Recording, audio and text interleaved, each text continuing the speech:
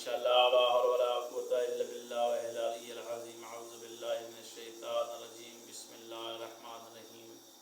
السلام علیکم ناظرین، آج ہم آپ کے سامنے ایک بہت ہی بہترین وظیفہ لے کر حاضر ہوئے ہیں۔ ماہ رمضان کے آخری 2 دن بھی چل رہے ہیں اور ہم چاہتے ہیں کہ ایسے وظیفے بتائیں جن سے آپ کی مشکلیں آسان ہو جائیں اور آپ کے گھر پہ اللہ کی رحمتیں نازل ہوں اور رزق میں اضافہ ہو، پریشانیاں دور ہوں۔ جتنی عبادت کر سکیں کریں اور اس مہینے کو الوداع کہیں۔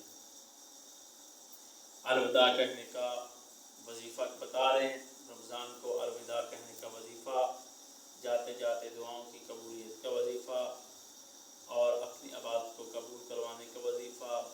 اللہ نے کرنی ہے عبادت قبول، دعائیں اللہ نے قبول کرنی ہے، آپ نے مانگنی ہے، رو کر آپ مانگے، اللہ کی بارگاہ میں آئیں، گڑ گڑائیں، انشاءاللہ تعالیٰ اللہ تعالیٰ آپ کی دعاؤں کو قبول فرمائے گا۔ بہت ہی بہترین وظیفہ آج آپ کو بتانے جا رہا ہوں، الوداعی وظیفہ ہے۔ سب سے پہلے آپ نے باوضو ہو کر، پاک و صاف ہو کر، باغسل ہو کر آپ نے اس وظیفے کو ادا کرنا ہے۔ جب آپ نکال لیں گے تو 29 رمضان کو، 28 رمضان کو یہ آپ نے وظیفہ رات کو کرنا ہے نماز مغربین کے بعد۔ وظیفہ بہت بہترین ہے۔ 33 مرتبہ آپ نے سورۃ الکوثر پڑھنی ہے، 33 مرتبہ سورۃ اخلاص پڑھنی ہے، 12 مرتبہ آیت الکرسی کو پڑھنا ہے اور اول و آخر آپ نے 3 مرتبہ درود ابراہیم پڑھنا ہے۔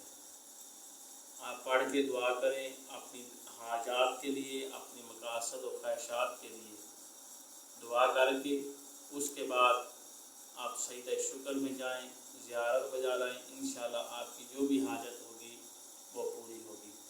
یہ وظیفہ جو میں نے آپ کو بتایا ہے یہ الوداعی وظیفہ ہے ماہ رمضان المبارک کا، بابرکت اس مہینے کا۔